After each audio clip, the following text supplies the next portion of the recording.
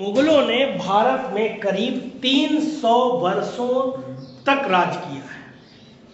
मुगल शासन 21 अप्रैल 1526 से शुरू होकर लगभग 1857 को समाप्त हो गया, यानी कि 331 वर्ष तक शासन किया है।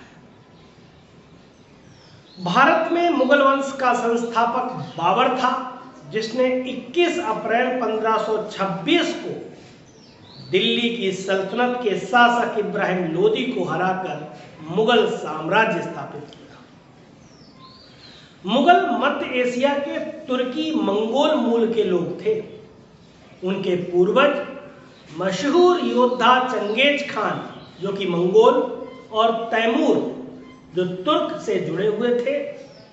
मुगल शब्द मंगोल से आया है, लेकिन उनकी संस्कृत की जड़ें तुर्की और फारसी से भी मिली हुई हैं।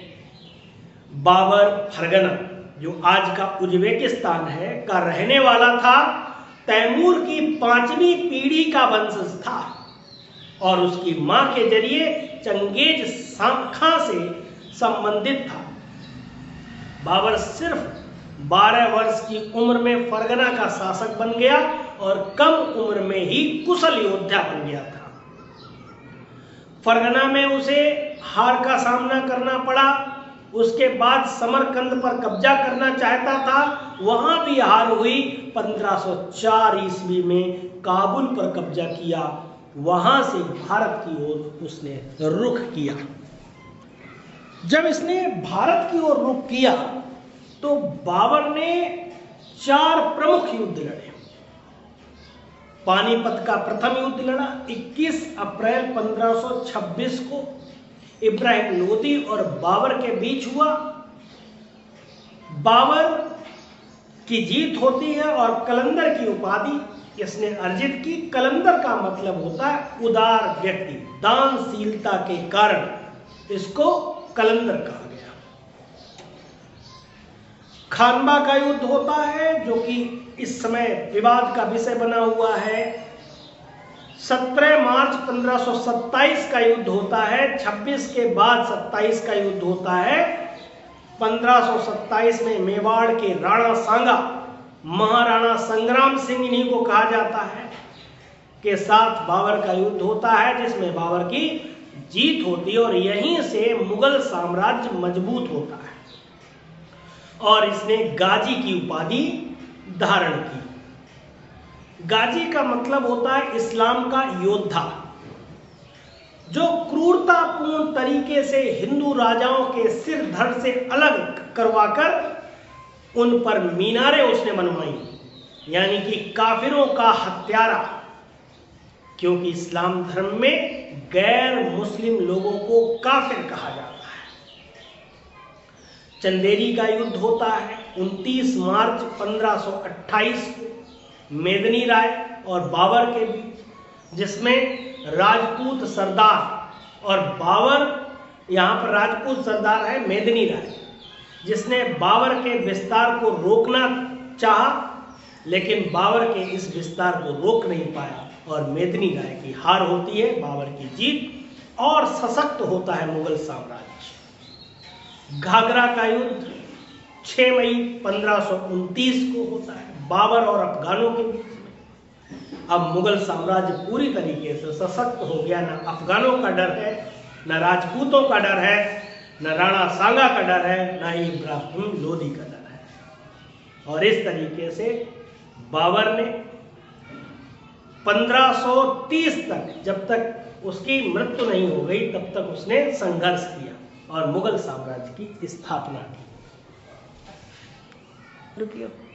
बाबर की जीत का कारण था अरवा चक्रव्यूह, जिसे तुगलुमा नीति भी कहा जाता है। अरवा चक्रव्यूह जो उसने रचा, जिसमें फंसा दिया था इब्राहिम लोदी को, इब्राहिम लोदी की सेना को, और फिर भारत में मुगलों की एंट्री होती है।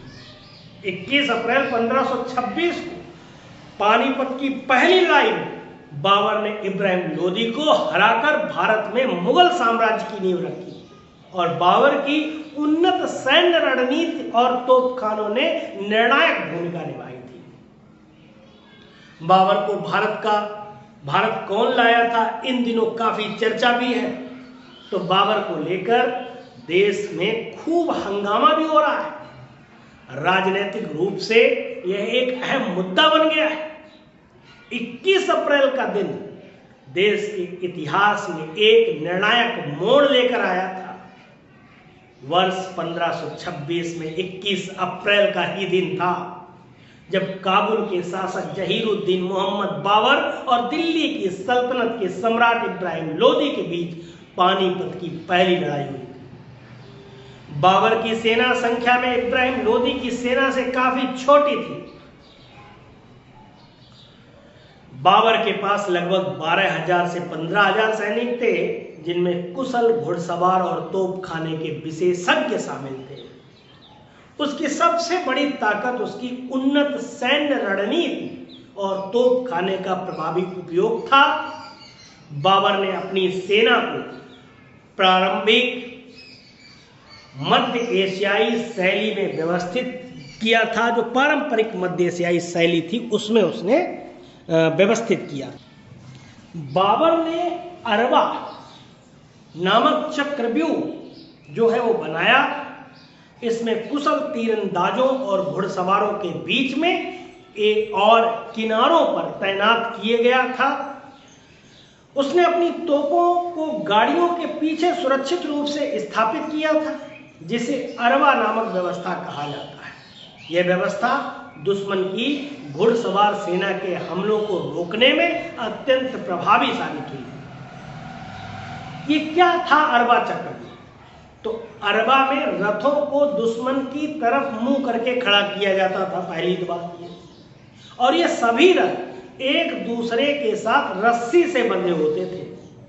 बाबर ने बाईं और दाईं सेना को अगले व पिछले हिस्से में बांट दिया था। बाबर की सेना संख्या में कम थी, इसलिए उसने बांटकर लोदी सेना की घेराबंदी कर दी। सामने वाले दुश्मन को ये लग रहा था कि ये बैलगाड़ियों से युद्ध करने आया है, लेकिन उसके पीछे तोपची बैठे हुए थे, जो एक बारूद अगर मारा या घोड़े से पतली सी गली से निकल के घोड़े से बारूद फेंक देता था, जिससे यहाँ के हाथी जिन्होंने कभी गोला बारूद देखा नहीं था वो बिदक जाते थे। इस तरीके से बाबर ने कम सेना के साथ एक बड़ी सेना का सामना किया और यहाँ भारत में उसने मुगल साम्राज्य की नींव डाली। भारत में युद्ध के बाद मुगल साम्राज्य की नींव पड़ी। इब्राहिम लोदी की सेना संख्या में बहुत बड़ी थी, जिसमें 50,000 से 1 लाख सैनिक और बड़ी संख्या में हाथी शामिल थे। हालांकि लोदी की सेना पारंपरिक तरीके पर आधारित थी और उसमें अनुशासन और समन्वय की कमी भी देखी गई। लोदी की सेना बाबर की उन्नत रणनीति और तोपखाने से अनजान थी और इस लड़ाई में लोदी मारा गया और भारत में मुगल साम्राज्य की नींव पड़ी।